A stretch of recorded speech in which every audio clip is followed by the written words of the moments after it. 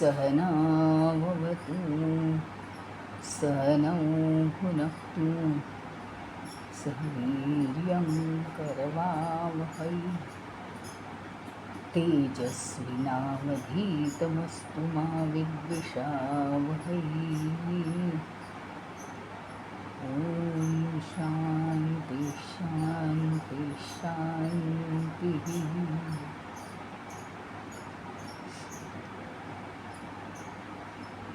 अखण्डमण्डलाकारं व्याप्तं येन चराचरं तत्पदं दर्शितं येन तस्मै श्रीगुरवे नमः।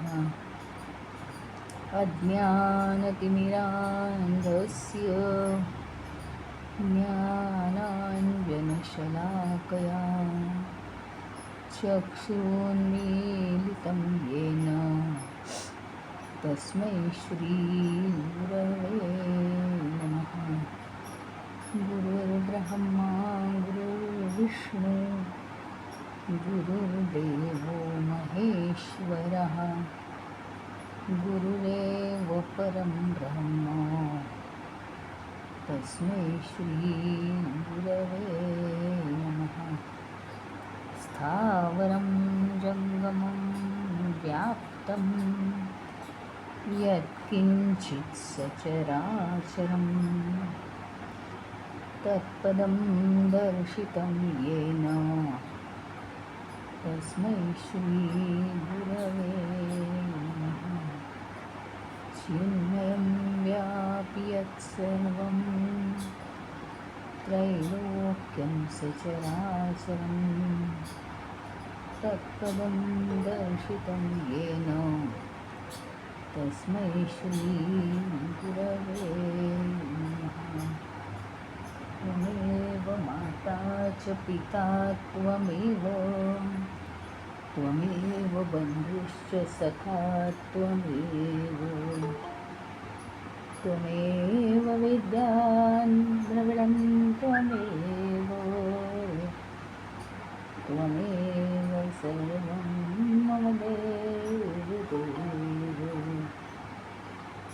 त्वमेव सर्वं मम देव।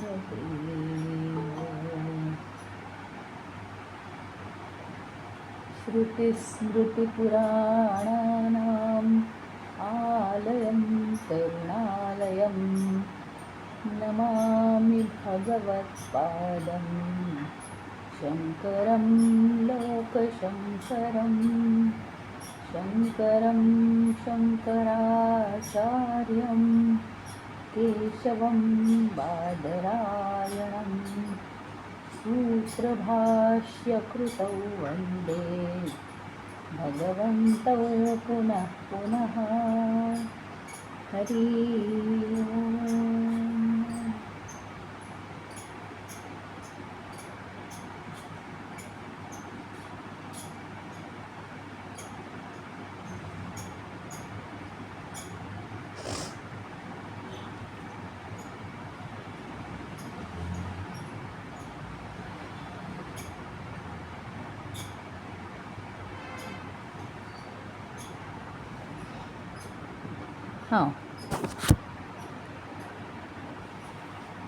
तर आपण काय पाहत होतो की आत्मा निष्कंप अवघा एक, ऐसे बोलिले निज निष्टंक, तेथे एका सुख एका दुःख, विषमका लोक भोगिती. हा प्रश्न आपल्यापैकी कुणाला तरी पडलेला आहे. म्हणजे इतक्या योग्य रीतीने हा वर्ग चालला आहे. जसे जसे सगळ्यांना प्रश्न पडत आहेत तसं जसं पुढे पुढे आपल्या ते ज्ञान प्रगट होते की जर मी आत्मा आहे तर मग एकाला सुख, म्हणजे प्रत्येकजणच चैतन्य आहे, प्रत्येकजणच परमात्मा आहे, मग एकाला सुख आणि एकाला दुःख का, असं इथे सांगितलेलं आहे.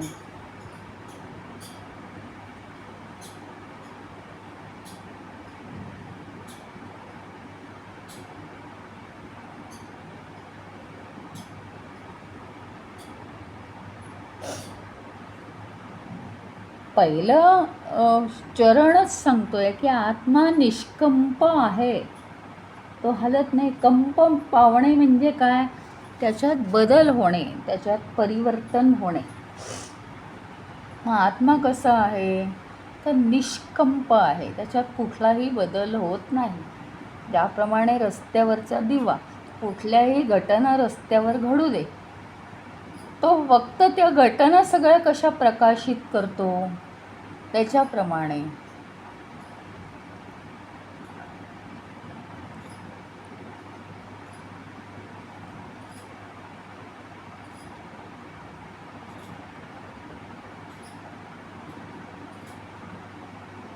आता मग जर असं जर आहे की प्रत्येक जणच परमतत्व आहे, प्रत्येक जणच ते चैतन्य आहे, मग असं जर आहे आम्ही चैतन्य आहोत, तर आम्हाला प्रत्येकाला, म्हणजे प्रत्येकाला समान पण नाही आहेत ना सुख दुःख. मला जे सुख आहे तेच दुसऱ्याला आहे, मला जे दुःख आहे तेच दुसऱ्याला आहे, असं पण नाही आहे. इव्हन म्हणजे सुख दुःख सुद्धा कुणाला जास्त सुख, कुणाला जास्त दुःख, हे तर आहेच. पण ती सुख दुःख सुद्धा प्रत्येकाची समान नाही. त्याचं कारण काय आहे माहिती का, एकाला उदाहरणार्थ थंडगार पाणी पिण्यात सुख वाटतं, एकाला थंडगार पाणी पिण्यात दुःख वाटतं, एकाला दिवसभर कोमट पाणी पिण्यात बरं वाटतं, एकाला कोमट पाण्याचा तिरस्कार वाटतो.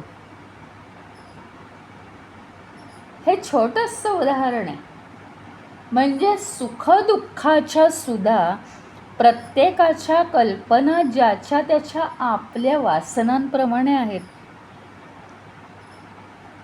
एखाद्याला एका ठिकाणी 3-4 तास बसून ड्रॉइंग काढायला आनंद होतो, एखाद्याला संगीतशास्त्र म्हणजे शास्त्रीय संगीत 3-4 तासाचं प्रॅक्टिस करायला आनंद होतो, एखाद्याला कंटाळ येतो. म्हणजे प्रत्येकाच्या सुखदुःखाच्या कल्पनासुद्धा वेगळ्या आहेत आणि प्रत्येकाचे सुखदुःखसुद्धा आलेली वाट्याला वेगळी आहेत. प्रश्न हा आहे की ही विषमता का आहे, हा इम्बॅलन्स का आहे, आम्ही जर चैतन्य आहोत तर.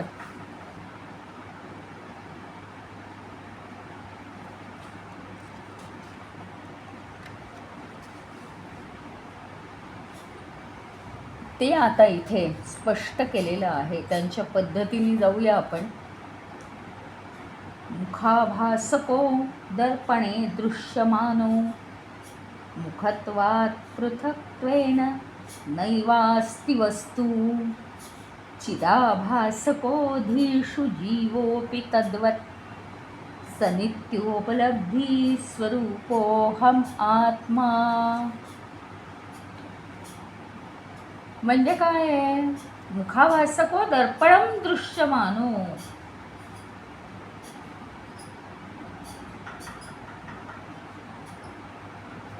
आता कुठलंही एक बिंब दिसतंय, प्रतिबिंब, मग ते आरशात पडू दे,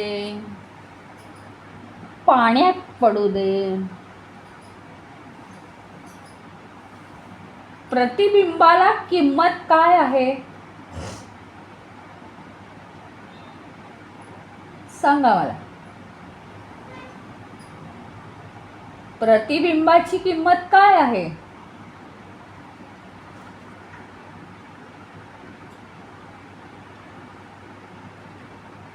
ती जी वस्तू आहे ज्याचं प्रतिबिंब आहे. माणूस आहे, माणसाच्या चेहऱ्याचं प्रतिबिंब आहे. प्रतिबिंब हे वस्तूपेक्षा वेगळं आहे का काही? म्हणजे प्रतिबिंबाला वस्तू असेल तरच किंमत आहे, नाही तर प्रतिबिंब काय शून्य आहे ना.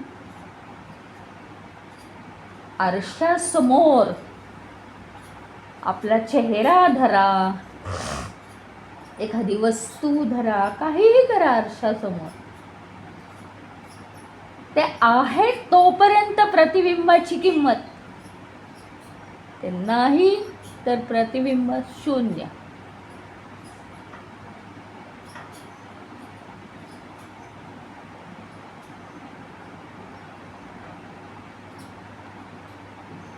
पाण्यात सूर्याचं प्रतिबिंब पडलं, पाण्यात चंद्राचं प्रतिबिंब पडलं. रात्रीच्या वेळी पाण्यात सूर्याचं प्रतिबिंब पडेल का? सूर्य आहे म्हणून त्याचं प्रतिबिंब दिसतंय. एवढं महत्वाची गोष्ट इथे सांगण्याचा प्रयत्न केलाय. तुम्हाला सदाचार परत परत आठवा. चैतन्याचं प्रतिबिंब फक्त माणसाच्या बुद्धीत पडू शकतं. चैतन्य आहे म्हणून बुद्धीत प्रतिबिंब आहे. चैतन्य नसेल तर देहच नाही, तर देहात असलेली बुद्धी कुठून येणार? बुद्धी हा देहाचा काय आहे? एक भाग आहे. अवयव म्हणता येणार नाही कारण तो दिसत नाही. बुद्धी जर स्थूल देह असेल तरच त्याला सूक्ष्म देह असेल ना. सूक्ष्मता केव्हा येईल? सूक्ष्मता ही स्थूलतेच्या सापेक्ष आहे. म्हणजे काय? जगात कुठेतरी स्थूलता आहे म्हणून त्याच्या रिलेटेड आपण सूक्ष्म सूक्ष्म म्हणतोय ना. सगळं सूक्ष्म असेल तर सूक्ष्म कशाला म्हणायचं? काही जरूरच नाही.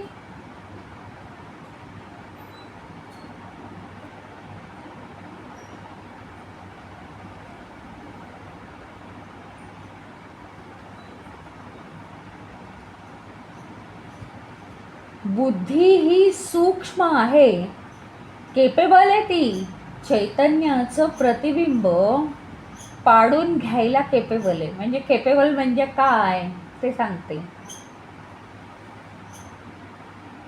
आरसा, आरशाचा मागचा पृष्ठभाग रंगवलेला असतो आणि तो तसा असेल तरच तो त्याच्यात प्रतिबिंब चांगलं दिसू शकतं. नाही तर मागचा रंग जो असेल तो गेला असेल तर ती पारदर्शक काच होईल.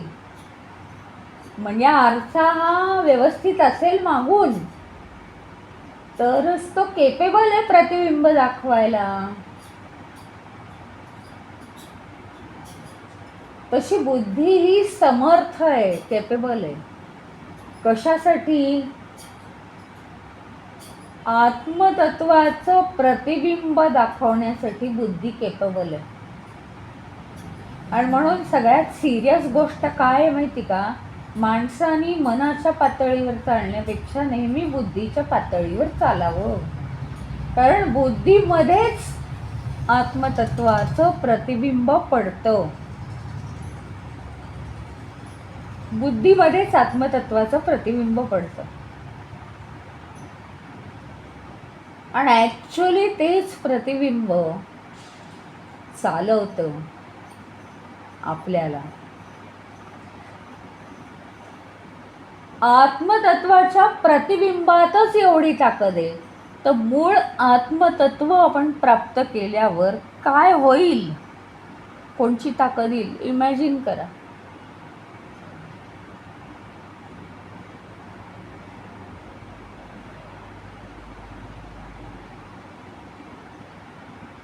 आता मुद्द्यावर येऊ की कोणत्याही गोष्टीचं आरशात किंवा पाण्यात प्रतिबिंब, ती वस्तू आहे तोपर्यंतच ते प्रतिबिंब आहे, नाही तर प्रतिबिंबाचं अस्तित्व संपलं.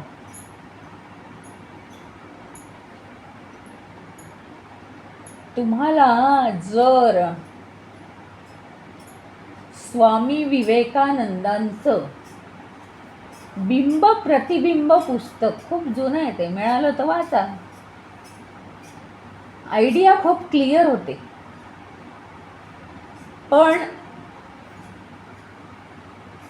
तसंही ते विद्वानांचंच पुस्तक आहे, फार कॉन्सन्ट्रेशन करून वाचावं लागतं. खूप जुनं आहे, प्रिंटिंगमध्ये आहे की नाही माहिती नाही, फार पूर्वी मी वाचलं होतं. पण तेव्हापासून माझी प्रतिबिंबाची कल्पना खूप क्लिअर झाली. केवळ चैतन्य आहे म्हणून केवळ या देहाला एवढं महत्त्व आहे, या सूक्ष्म देहाला, मनाला, बुद्धीला एवढं महत्त्व आहे.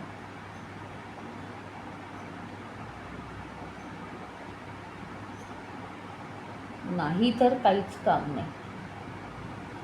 चैतन्य आहे म्हणून त्याच्या प्रतिबिंबाला किंमत आहे. चैतन्य नसेल तर देहच नाही आहे. देह म्हणजे स्थूल देहच नाही, तर स्थूल देहाचे पार्ट सूक्ष्म देह कुठून आला? मग प्रतिबिंब पडणार कशात? चैतन्य नसेल तर प्रॉब्लेम आहे. महत्वाची गोष्ट इथे सांगितलेली आहे. मुखत्वात् पृथक्त्वेन न एव वस्तुः.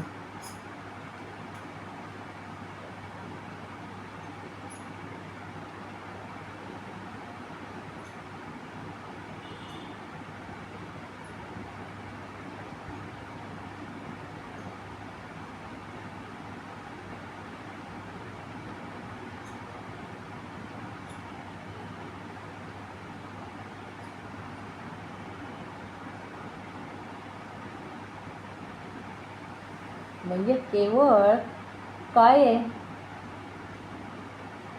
कितीही प्रतिबिंब आपल्याला वेगवेगळी दिसली तरी वस्तू आहे म्हणून प्रतिबिंब आहे, नाहीतर नाही, काहीच उपयोग नाही.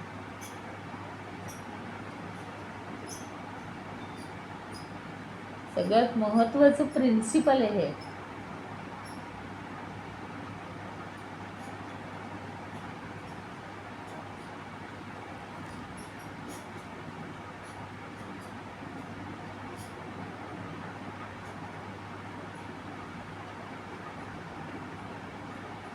एकच केवळ आत्मा आहे, एकच केवळ चैतन्य आहे. परंतु हा देह किंवा प्रत्येकाची बुद्धी हे आरसे. आता आलं लक्षात, बुद्धी का चालवायची आणि मनाचे षड्विकार का कमी करायचे? मनाचे षड्विकार असतील भरपूर, म्हणजे काही केलं आपण अहंकार सोडायलाच तयार नसू, तर बुद्धी म्हणजे आरसा आहे, तो धूळ बसते त्याच्यावर, नाही तर तो आरसा जुनाट होतो.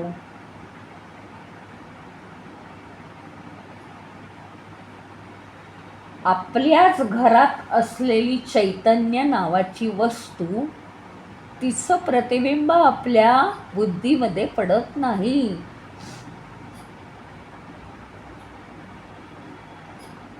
खरोखरीच षट विकारांना लांब ठेवावं. म्हणजे याच्यात ना अनेक प्रकार आहेत. मी परवा असं म्हटलं होतं की अहंकार याचं जे डेफिनेशन आहे, आम्हाला वाटतं आम्हाला समजलं आहे, पण त्याची डेप्थ अतिशय आहे. खूपच डेप्थ आहे त्याला. इतका सूक्ष्म रूपाने तो येऊन बसतो. एखादी वस्तू दुसऱ्याकडे आहे आणि माझ्याकडे नाही, हा फार मोठा अहंकार आहे, ढोबळ अहंकार आहे. एखाद्याला तसं नसतं म्हणायचं, जाऊ दे ना, त्याला लाख वस्तू मिळवू दे, मला माझ्या नशिबाने मिळेल ते मिळेल, पण त्याला मोठेपणा मिळता कामा नये. भलेही ते माझं फील्ड नसलं तरी चालेल, पण त्याला मोठेपणा मिळता कामा नये. भले मला मिळाला नाही तरी चालेल, पण त्याला नाही मिळता कामा. कोणत्याही बाबतीत मोठेपणा नाही मिळता कामा, त्याला एकट्याला टाकायचं. हा सुद्धा एक प्रकारचा अहंकार आहे. म्हणजे जेवढ्या व्यक्ती आहेत तेवढ्या प्रकृती आहेत.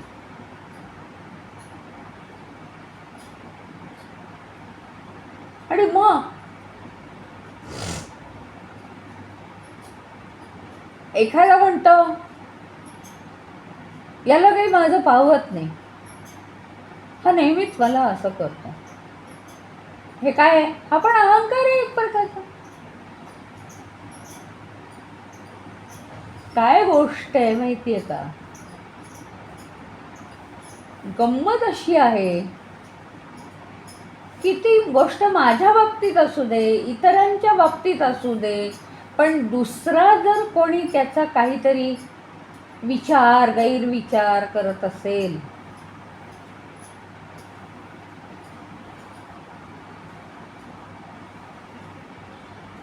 तर काहीही माझा संबंध नाही, काही करू शकत नाही आपण.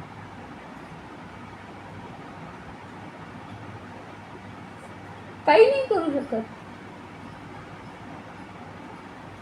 दुसऱ्यांचा रिमोट माझ्या हातात नाहीये आणि दुसऱ्यांचा रिमोट मला हातात घ्यायचा नाहीये, पण माझा रिमोट माझ्या हातात आहे का? दुसऱ्यांनी माझ्या बाबतीत जो विचार नको करायला, त्याच्यावर माझा कंट्रोल नाही आहे, पण माझा कंट्रोल या गोष्टीवर आहे की तो का असं करतो आणि त्याच्यामुळे मी अनइझी होणार आहे. म्हणजे माझा रिमोट त्याच्या हातात गेला, माझ्यावर परिणाम व्हायला नको. माझा स्वतःचा रिमोट कंट्रोल माझ्या हातात पाहिजे. संपूर्ण जगात काही उलाढाल्या झाल्या तरी कोणीही मला बदलवू शकत नाही, असं पाहिजे.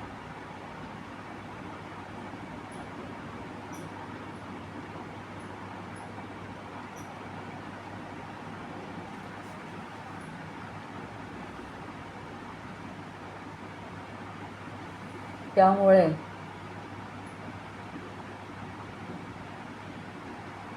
मुखत्वात पृथक्त्वेन, मुखत्वात मुखापासून वेगळं न अस्ति एव वस्तू.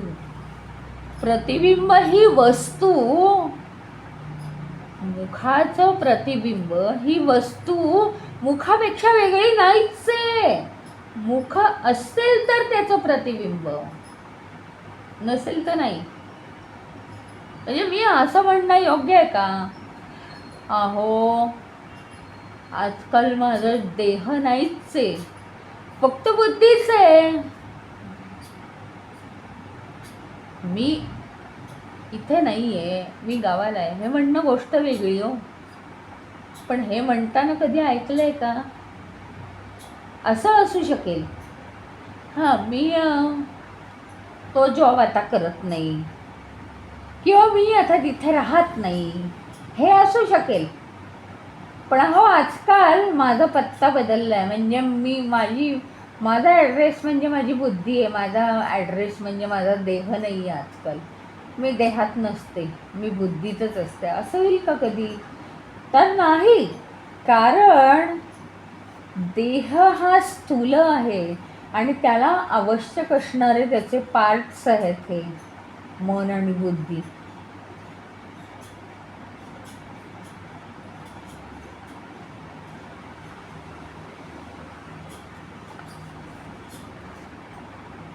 त्याच्यामुळे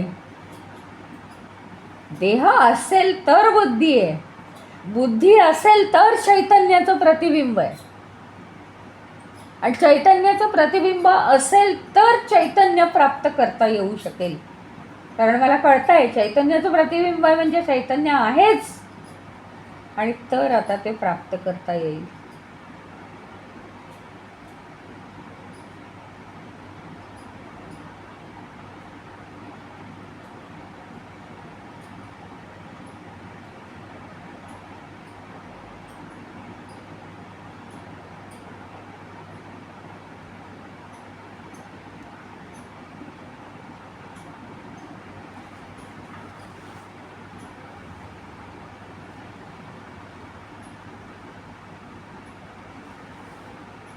काय आहे? प्रत्येकाला अंतःकरण आहे, प्रत्येकाला अंतःकरण आहे. प्रत्येकाच्या भावना वेगळ्या, वासना वेगळ्या, बुद्धी चालवण्याची पद्धत वेगळी. कुणी कसून बुद्धी वापरतं, कुणी बुद्धी अजिबात वापरत नाही, कुणी बुद्धी थोडीशी वापरतं की लगेच त्याला अहंकार येतो, कुणी बुद्धी जास्त वापरतं पण तरीसुद्धा अहंकाराने ती पुसली जाते.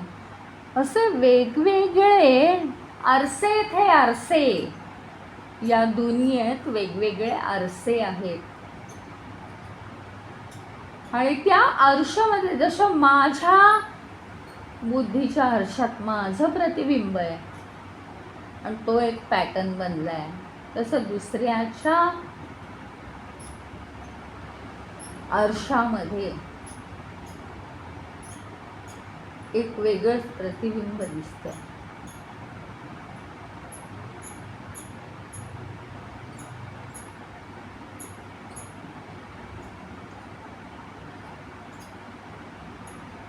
त्यामुळे प्रतिबिंबावर आपण लक्ष केंद्रित करायचे.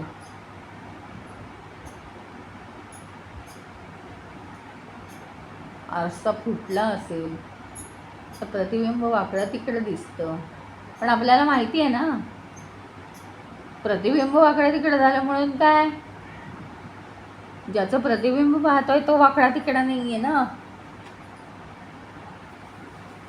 अहो तो अष्टवक्र,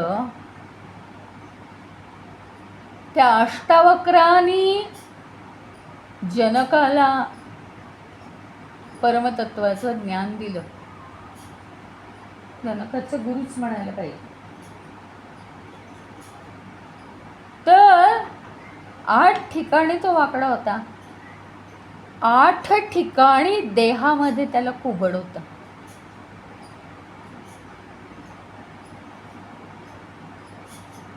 पण बुद्धीमध्ये पूर्णपणे प्रतिबिंब पडलं होतं चैतन्यात.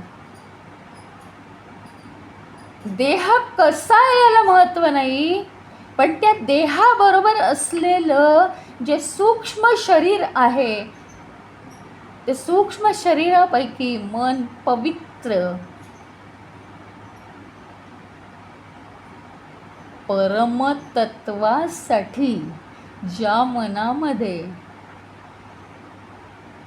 स्वच्छता आहे, मन हे मंदिर झालंय आणि बुद्धीमध्ये प्रतिबिंब पडू शकते. इतकी बुद्धी सूक्ष्म आणि तीक्ष्ण आहे. नुसतंच तुम्ही चांगलं चांगलं असून उपयोग नाही. मन अतिशय शुद्ध झालं एकही भाव दुसऱ्याबद्दल वाईट आला नाही तरच फक्त बुद्धी सूक्ष्म आणि तीक्ष्ण होते. सूक्ष्म आणि तीक्ष्ण या शब्दांनी जो अर्थ प्रतीत होतो त्याच्या कित्येक पट्टी सूक्ष्म पाहिजे आत्मतत्व जाणण्यासाठी. आणि जे मन शुद्ध हवं म्हटलं जातं ते शुद्ध या शब्दाच्या सुद्धा कित्येक पट मन शुद्ध हवं. म्हणजे जेव्हा आपण तांदूळाचा भात करतो एक सुद्धा गार त्यात आलेली चालणार नाही दाताखाली. काळजी घेतो ना. आता तरी तांदूळ स्वच्छ मिळतात. पूर्वी ही फार बघायला लागायचं गारा आहेत का, खडे आहेत का. एक सुद्धा गार त्याची दाताखाली नाही आली पाहिजे ना. त्याच्याप्रमाणे एवढूसा एक कलुषित भाव मनात आला नाही पाहिजे. आत्मतत्व ही काय खायची गोष्ट आहे का हो. देव अशाने भेटायचा नाही रे. देव बाजारचा भाजीपाला नाही रे. मन किती शुद्ध आहे ह्याच्यावर सगळं अवलंबून आहे. नुसतं ध्यान धारणा, नुसतं ओंकार, नुसतं हे नुसतं ते काही करून उपयोग नाही.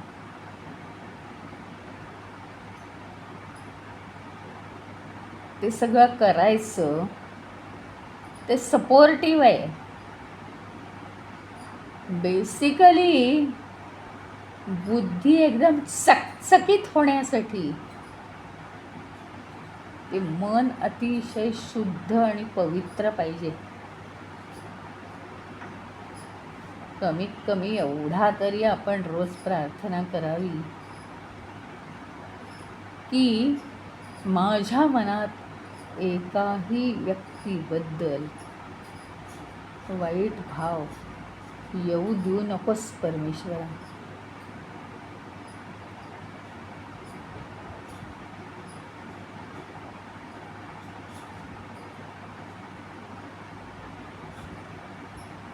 फार महत्त्वाचं. वेगवेगळे आरसे आहेत आणि त्या आरशा असं तुम्ही म्हणू शकत नाही हो. कुणाच्या घरचा आरसा असतो ना तो खूप जुना असतो, प्रतिबिंब कमी दिसतं. म्हणून काय झालेलं आहे, म्हणून काय वस्तू खराब नाही ना झाली, प्रतिबिंब खराब आहे तर. मग हे सगळे या दुनियेत आरसेच आहेत. त्या आरशांमध्ये वेगवेगळं प्रतिबिंब पडणारच आहे ना. सूर्याचं प्रतिबिंब डबक्यात आणि स्वच्छ तलावामध्ये, सरोवरामध्ये वेगळं आहे ना प्रतिबिंब. पण काय कुणालाही दोष नाही, सूर्यालाही दोष नाही. डबक्यात का पडतोस तू, तुझं प्रतिबिंब डबक्यात का पाडतो, डबक्याला दोष नाही. सरोवर का स्वच्छ आहे त्याला दोष नाही. सरोवरात तू इतका स्वच्छ कसा, डबक्याला का तू तुझ्यामुळे कमीपणा येतोय ना, तू जरा घाण हो. असं काही आहे का? म्हणजे काही नाही ना, काही नाही आहे. जे जसं आहे ते तसं आहे. आणि जे जसं आहे प्रत्येकामध्ये आपल्याला असं वाटतं मी एक स्पेशल आणि मला देव म्हणजे भगवंत म्हणजे परमेश्वर म्हणजे चैतन्य म्हणजे परमात्मा काहीतरी सजेस्ट करतोय असं प्रत्येकाला वाटत असतं. कुठेतरी कुठेतरी कधीतरी वाटत असतं. पहा मला हे भविष्यकाळ कळला, हे मला असा विचार आला म्हणजे तो परमात्म्याने दिला. पण तुम्हाला सांगू का, ही खूबी आहे अशी परमेश्वराची, तो सगळ्यांना ज्याच्या त्याच्यासाठी जे योग्य असेल अतिशय मौल्यवान विचार देत असतो प्रत्येकाला. कोणीच कमी नाही, कोणीच जास्त नाही. फक्त हे आरसे वेगळे वेगळे आहेत. आणि ते आरसे कसे का असे ना, भगवंतानी सगळ्यांना जर ॲक्सेप्ट केलं आहे तर मला का अशी वाईट बुद्धी आहे. आणि भगवंतानी मला ठेवलं आहे का दुसऱ्यांना ॲक्सेप्ट करायचं की नाही मनामध्ये. कोण मी लागून गेली अशी. आयडियाज सगळ्या क्लिअर होत जातात आपल्या. आपल्याला जर असा विचार आला, आमका नको आमका पाहिजे, हा असाच आहे तो तसाच आहे, स्वतःच्या मनाला सांगावं, तुला कोणीही तिथे ॲक्सेप्ट आणि रिजेक्ट करायला ठेवलेलं नाही. परमेश्वरांनी सगळ्यांना स्वीकारलेलं आहे. त्याला जे करायचं ते तो करेल. कोणाच्याही हृदयामध्ये परमेश्वर स्थान घेऊ शकतो. झोपडीतल्या एखाद्या महिलेच्या हृदयात तो त्या पद्धतीने स्थान घेतो. केवढा उदारपणा. कानडी माणसाच्या मनात कानडी भाषेत तो स्थान घेतो. जर्मन माणसाच्या मनात जर्मन भाषेत तो स्थान घेतो. ज्याच्या त्याच्या वृत्ती प्रवृत्तींप्रमाणे तो माणसाच्या हृदयात स्थान घेतो. स्वतःचं कोणतंही अस्तित्व न ठेवता.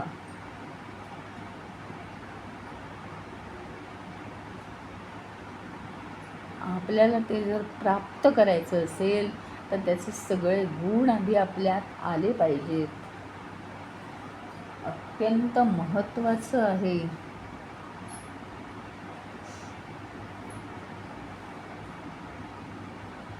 सगळे आरसे आहेत. आरशात पडलेली प्रतिबिंब.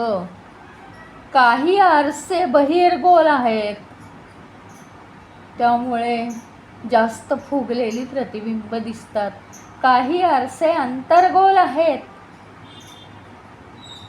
काही आरसे सपाट आहेत.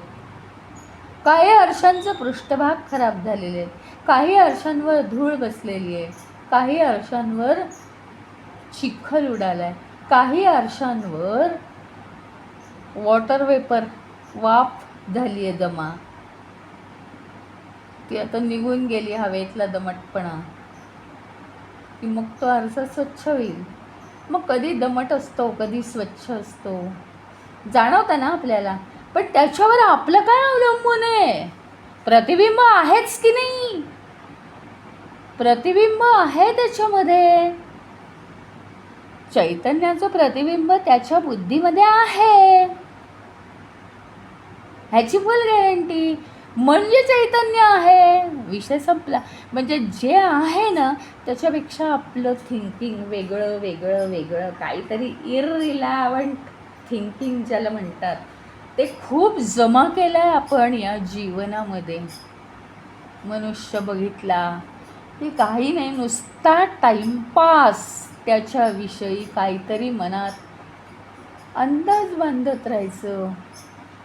कोणाचा फोन आला, हा असं बोलतोय, मला काय कळत नाही का याचं बोलणं, हा तसं करतोय, आणि मी खूप हुशार आहे, मला सगळं समजतं. कुणाचं नुसतं नाव निघालं, विचार कमी जास्त सुरू. एखादा मनुष्य किती छान आहे, किती मदत केली होती मला. म्हणजे काय आहे माहिती का, इतकं इररिलेव्हंट थिंकिंग आपण जमा केलं आहे आपल्या जीवनात. हा एक जर आपल्याला हे समजलं प्रिन्सिपल, की सगळे आरसेत वेगवेगळे वेगवेगळे आरसेत, म्हणून या विश्वामध्ये असलेलं जे चैतन्य आहे त्या आरशांमध्ये वेगळं वेगळं प्रतिबिंब दिसतंय त्याचं. ज्याप्रमाणे सूर्याचं प्रतिबिंब डबक्यात, चिखलात, कचरा कोंडीत, समुद्रात, नदीत, शुद्ध स्वच्छ तलावात, सरोवरात वेगवेगळं दिसतं ना. ओसाड जमिनीवरही सूर्य ऊन टाकतो, शेतातही ऊन टाकतो, फुलझाडांवरही ऊन टाकतो, फळझाडांवरही ऊन टाकतो. तो काय कमी नाही करत कशाला. तसं चैतन्य आहेच, आणि त्याच्यासमोर हे सगळे आरसे आहेत. आता आरसे ठेवल्यावर काय दिसणार? दुसरं प्रतिबिंबच दिसणार. चैतन्य दिसणार आहे का? प्रतिबिंब दिसणार.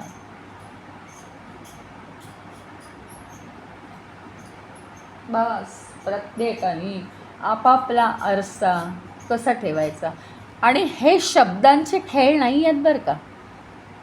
आपला आरसा स्वच्छ ठेवायचा हा नुसता चर्चात्मक खेळ नाही आहे. आत्ता सांगितलं ना त्याची प्रोसेस काय आहे, तर खरोखरीच दिवसातून 10 वेळा स्वतःला विचारूया आपण की खरंच माझं मन स्वच्छ आहे का एवढं. प्रत्येक वेळी मनाला अचानक पकडा. आत्ता माझ्या मनात काय विचार चालू आहे, कोणाबद्दल, कशाबद्दल, काय मी हे बोललं, काय गैर बोललं का, असं मला वाटलं, शंका आली, अरे मला शंका आली म्हणून मी निष्पाप आणि दुसऱ्याला शंका आली तो पापी नाही. सखोल परीक्षण करायला पाहिजे. एवढ्या तेवढ्या बारीक मातीच्या कणांवर पाणी उडालं की कसं चिखल होतं ना, तसं आजपर्यंत आपल्या मनावर हे चिखल जमत गेलेलं आहे. ही एक वृत्ती, माणसाची वृत्ती आहे ती, त्यात काही दोष असं काही नाही आहे. पण दोष नाही आहे म्हणजे ती परिस्थिती बदलायला नको असंही नाही आहे ना. 10 वेळा मनाला विचारा की जे काही माझं थिंकिंग आहे ते बरोबर आहे का नाही. आणि कुठेही साईड करू नका मनाला, कुठेही कॉर्नर करू नका मनाला. त्याला तुम्ही कंट्रोल करा, म्हणजे बुद्धी शुद्ध होते, म्हणजे बुद्धीवरची धूळ सगळी निघून जाते.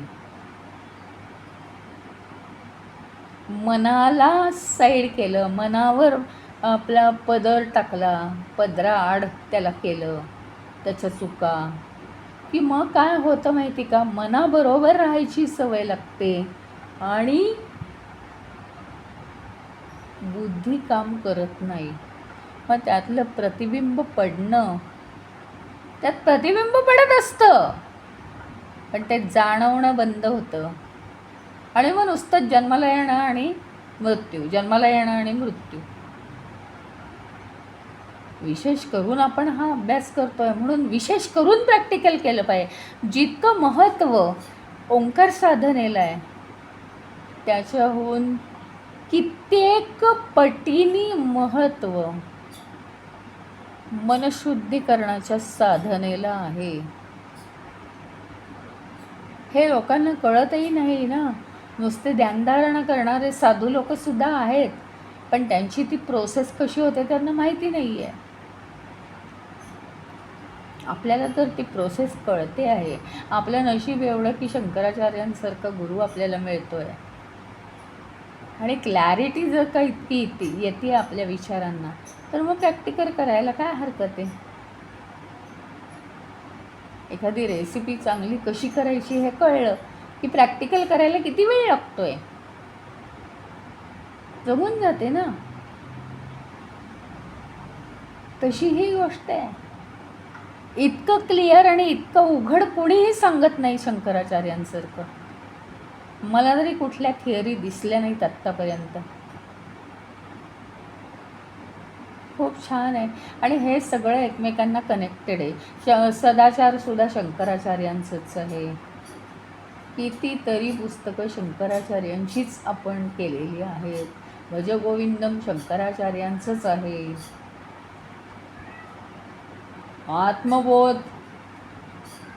आत्मबोध शंकराचार्यांचंच आहे. किती क्लिअर आहेत त्याच्यात आयडियाज, किती क्लिअर आहेत. पण आत्मबोध पेळण्यासाठी हस्तमलक पाहिजे. थांबूया.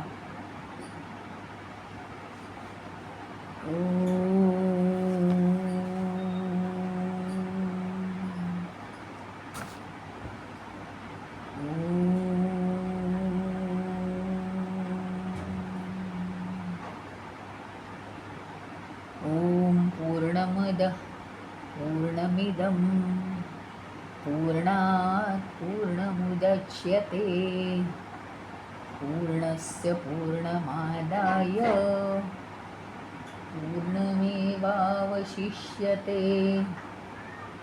ओम शांती शांती शांती. हरि ओम. श्री गुरुभ्यो नमः. हरि ओम.